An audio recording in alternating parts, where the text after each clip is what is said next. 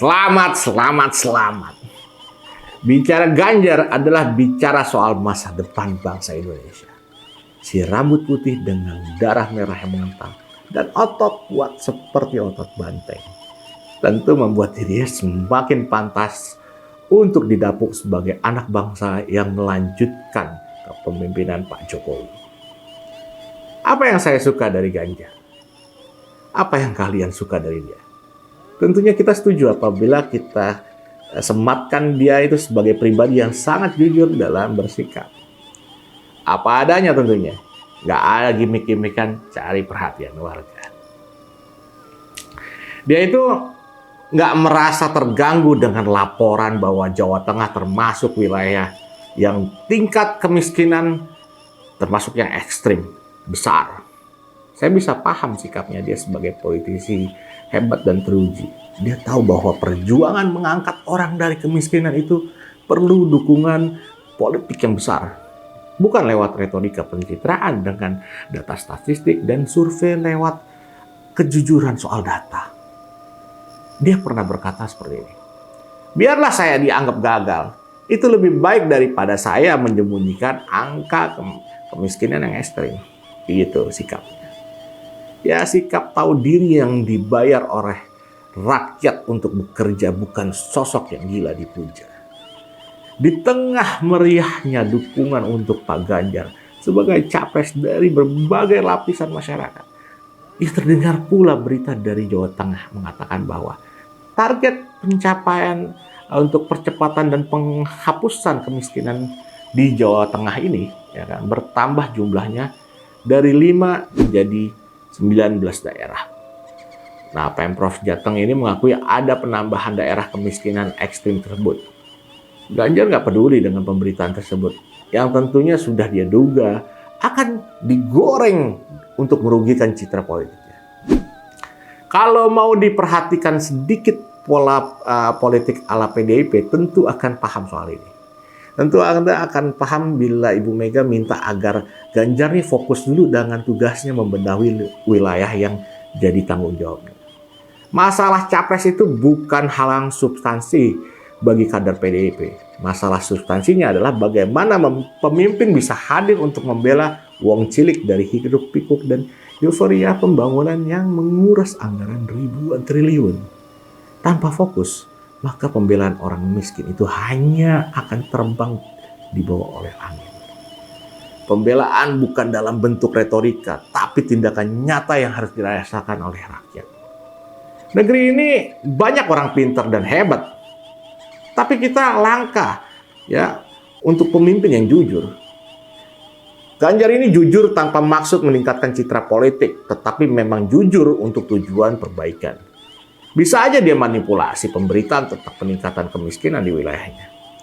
Tapi dia nggak mau lakuin itu, karena dia tahu bahwa manipulasi itu sama aja kayak nipuin rakyat.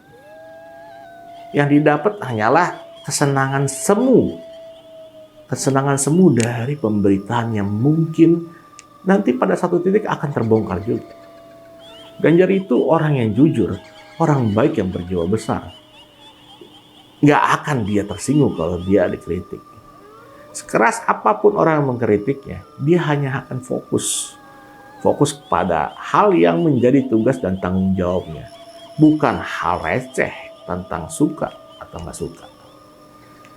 Ganjar ini telah menorehkan sejumlah prestasi selama dia berkarir sebagai politisi, khususnya saat dia menjabat sebagai gubernur Jawa Tengah.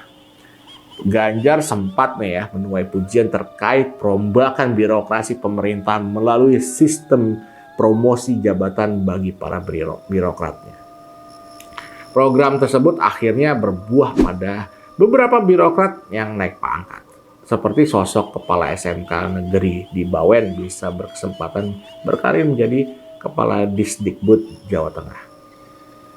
Ganjar juga menyapu bersih lini pemerintahan daerah dari segala macam setoran pimpinan sebagai wujud konsistensi dari slogannya dia, mboten korupsi, mboten ngapusi. Ganjar juga telah memberikan pembenahan kepada birokrasi melalui pelayanan digital yang responsif selama 24 jam. Ya, selama dia menjabat sebagai gubernur, dia telah mencanangkan sejumlah pembenahan di bidang pendidikan bagi para anak dan pemuda di Jawa Tengah. Salah satunya adalah program pembebasan biaya SPP bagi seluruh siswa di Jawa Tengah. Nah, program tersebut tuh mengalokasikan dana BOP sebesar lebih dari 769 miliar rupiah demi anak-anak di provinsi dapat mengenyam pendidikan tanpa khawatir hambatan ekonomi di provinsinya. Ganjar juga telah mencanangkan dan membuka sekolah asrama gratis bagi anak-anak yang kurang mampu untuk mendapatkan kemampuan kejuruan. Sekolah tersebut berbasis semi asrama yang dibangun di daerah Pati, Purbalingga, hingga di ibu kota provinsi alias di Semarang. Selain itu, pendidikan yang inklusif serta menjaring seluruh lapisan masyarakat telah diupayakan oleh Ganjar, yaitu salah satunya dengan membuka sekolah virtual yang dapat diikuti dari muda hingga tua, serta memberikan fasilitas belajar bagi anak berstatus difabel. Hebatnya Ganjar itu karena dia mau membangun, memperbaiki, dan menghindari konflik, serta mengutamakan gotong royong. Menghadapi politisasi agama hanya satu, perbaiki nasib rakyat dan dekatlah kepada rakyat. Pastikan mereka dilindungi. Itu aja, bukan lewat retorika hebat, tapi hebat ngibulnya. Oke, kita tahu bahwa semua bisa melakukan manuver apa aja. Dan itu biasa dalam perpolitikan. Di Indonesia, horornya politik itu ya kayak gini.